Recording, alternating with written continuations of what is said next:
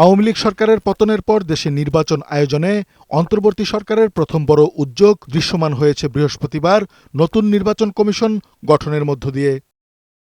পরিবর্তিত পরিস্থিতিতে নতুন নির্বাচন কমিশনকে গণতন্ত্রের রক্ষকের ভূমিকায় থাকতে হবে বলে জানিয়েছেন বিশ্লেষকরা। সেই সাথে নিশ্চিত করতে হবে ভোটাধিকার, মাথায় রাখতে হবে প্রান্তিক ও অবহেলিত ভোটারদের কথাও। আমরা চাইব নির্বাচন কমিশন নিজেদের ভাবমূর্তিটা এমনভাবে সমুন্নত করবেন যাতে মনে হয় they are the defender of democracy, plural স্পেসের ডিফেন্ডার। আমাদের প্রত্যাশা থাকবে যে নতুন সামনে যে নির্বাচনটি হতে যাচ্ছে সেই নির্বাচনে কাউকে বাইরে রাখা হবে না। একটি অন্তর্ভুক্তিমূলক নির্বাচন হবে, একটি প্রতিযোগিতামূলক নির্বাচন হবে, প্রতিদ্বন্দ্বিতাপূর্ণ নির্বাচন হবে।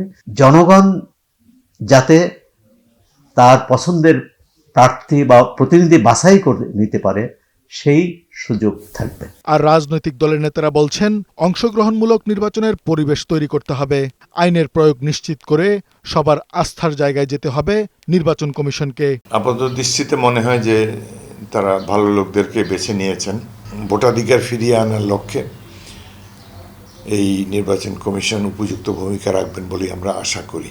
অতীতে যে তিনটি নির্বাচন কমিশন, এরা ছিল আওয়ামী লীগের বি টিম, আওয়ামী লীগের অঙ্গ সংগঠন, এই হিসাবে তারা দায়িত্ব পালন করে গিয়েছে। এই নির্বাচন সমূহ একেবারেই প্রহসন ছিল।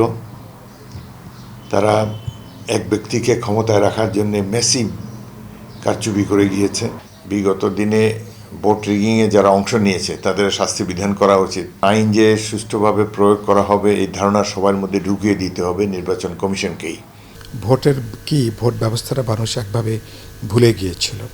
ফলে এই নির্বাচন কমিশনের গুরুত্বপূর্ণ দায়িত্ব হচ্ছে এই ধসে পড়া নির্বাচনী ব্যবস্থার উপরে জনগণ ভোটারদের আস্থাটা ফিরিয়ে আনা, আর প্রতিদ্বন্দ্বিতাপূর্ণ, নিরপেক্ষ, বিশ্বাসযোগ্য, গ্রহণযোগ্য নির্বাচন নিশ্চিত করা। এটা তাদের প্রধান কাজ, এবং এটা করতে গেলে একই সাথে গোটা নির্বাচন পদ্ধতির একটা গণতান্ত্রিক সংস্কার লাগবে। আগামী রোববার নতুন নির্বাচন কমিশনের শপথ নেয়ার কথা রয়েছে। কাজী ফরিদ, বৈশাখী সংবাদ, ঢাকা।